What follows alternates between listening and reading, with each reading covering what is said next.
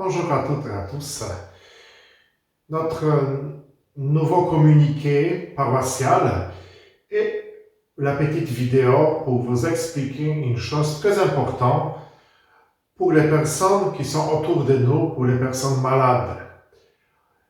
Il faut s'occuper des malades. Visiter les malades, c'est l'une des œuvres de miséricorde. Notre nouveau communiqué, c'est en même temps pour les temps de carême et en même temps pendant le mois des malades. Et comment dire de ces choses en même temps? Il faut penser un peu. Moi, je pense que c'est bien de penser de l'aumône.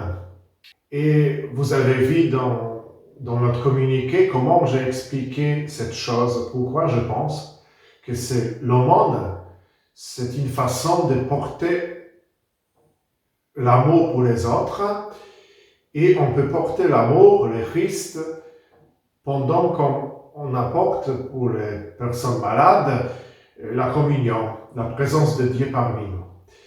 Vous avez vu au début de cette petite vidéo deux images ici, qui sont ici dans ma chambre, Saint Jean-Marie Vianney et Saint Padre Pio.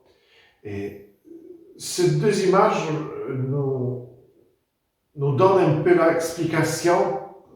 Qu'est-ce que ça veut dire d'apporter la communion pour les gens qui sont malades? La première, Jean-Marie Vianney, qui a présenté aux gens toujours le Saint-Sacrement. Bien sûr, dans le ostensoir, ici dans cette visage, dans ce tableau, et il a montré Jésus-Christ aux autres dans le Saint-Sacrement. Saint-Sacrement, c'est quelque chose pour nous précieux.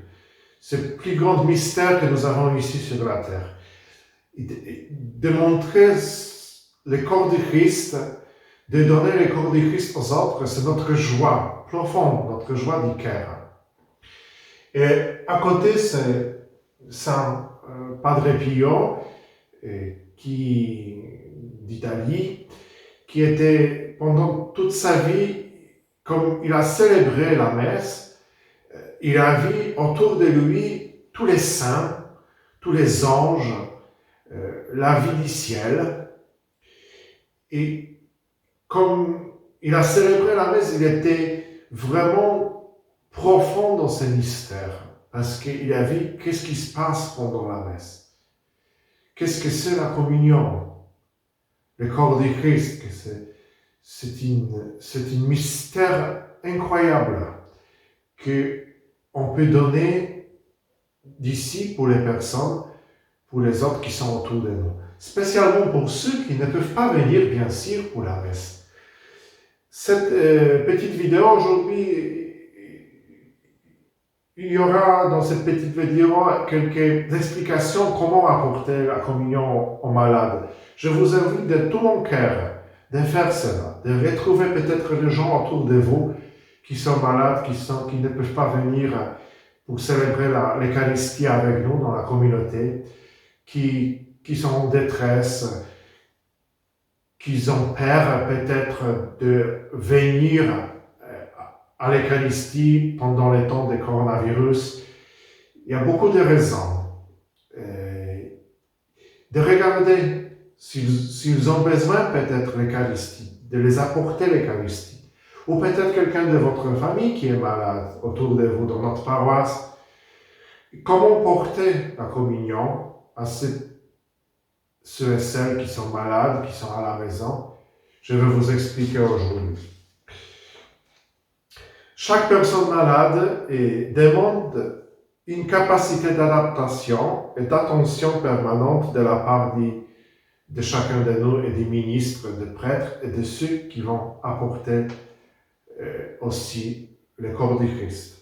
Pour faire cette adaptation, les ministres doivent bien connaître le rite de la communion des malades, de telle manière qu'il y ait une authentique célébration liturgique même si chaque élément ne peut pas être valorisé de la même manière dans toutes les situations.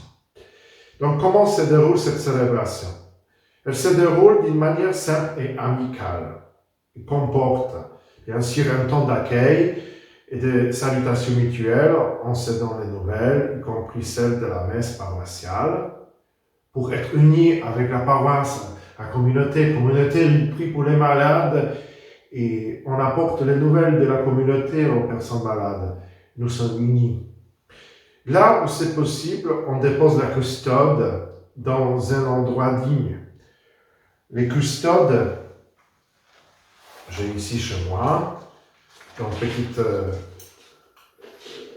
petite boîte, il y a la custode. La custode, et à l'intérieur de cette custode, bien sûr, on met les saints sacrements, le corps du Christ. Après, je vais vous expliquer dans une petite vidéo comment on dépose cette custode sur une table. Après, on peut préparer aussi une nappe, fleurs, croix ou l'icône, lumière dans les tables. Ça, vous allez voir tout de suite après. S'il n'y a pas de place, le ministre peut garder la custode sur lui dans la bouche. Le signe de la croix marque l'entrée dans la célébration. Donc, on parle avec quelqu'un qui est malade, on dit les nouvelles, on dit les nouvelles de la paroisse, on écoute. Mais si on fait le signe de la croix, donc on entre dans la célébration. Et après, on peut prendre un petit temps de silence, mis en présence du Seigneur, après la préparation pénitentielle. La préparation pénitentielle, on peut demander, bien sûr, reconnaissons-nous que nous sommes pécheurs, et on récite « Je confesse à Dieu une fois » avec les personnes malades. Et après, on peut dire aussi oraison du jour, la prière du jour, ou une autre prière qu'on peut formuler pendant ce temps. Après, on se met à l'écoute de la parole de Dieu. La parole de Dieu, c'est essentiel parce qu'il nous explique le corps du Christ, ce sacrement. On se met à l'écoute de la parole de Dieu. On peut lire l'évangile du dimanche. Ce sera bien sûr. Il est préférable d'aller porter la communion aux malades les dimanches après la messe dominicale. En effet, le dimanche, le jour du Seigneur, porter la communion, ce jour-là permet aux malades de se sentir en lien plus étroit avec sa communauté paroissiale. Après la parole de Dieu, on peut dire on peut exprimer les intentions de prière, quelques intentions pour les malades, pour nos proches. On dit ensemble notre Père. On présente l'hostie en disant « Heureux les invités au repas du Seigneur, voici l'agneau de Dieu qui enlève le péché du monde. » Et on répond ensemble avec le malade « Seigneur, je ne suis pas digne de te recevoir, mais dis seulement une parole, je serai guéri. » Pourquoi on fait toutes ces étapes? Ce n'est pas justement pour se mettre en prière, mais c'est aussi pour reconnaître est-ce que cette malade, cette personne qui est à côté de nous, il est capable il comprend le corps du Christ, qu'il est capable de prendre le corps du Christ. Est-ce qu'il est préparé pour prendre le corps du Christ? Bien sûr, on a beaucoup de maladies qui nous supposent, si quelqu'un n'est pas conscient de prendre la communion, il ne comprend rien du tout. On rencontre beaucoup de ces personnes dans la maison de retraite.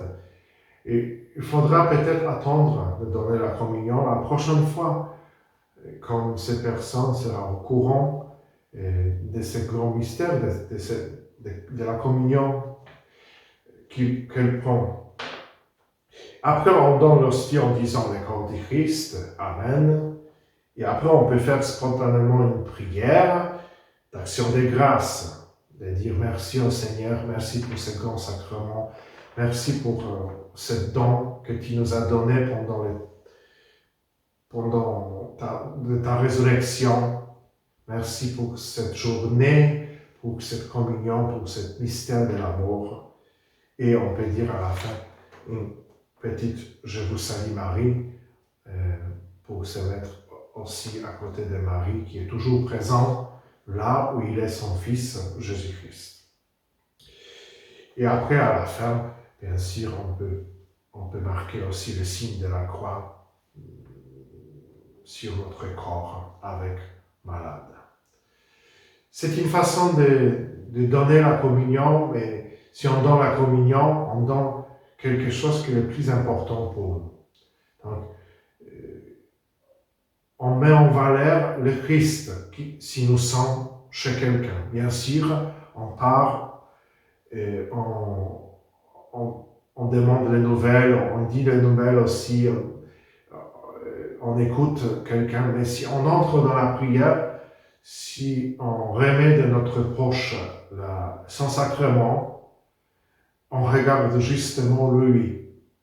C'est lui qui est plus important dans notre rencontre avec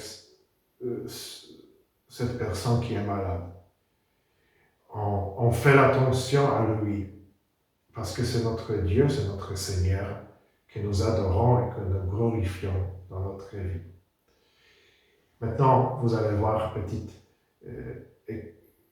visage justement de table, comment préparer, qu'est-ce qu'on peut mettre sur la table pendant ce temps de la communion.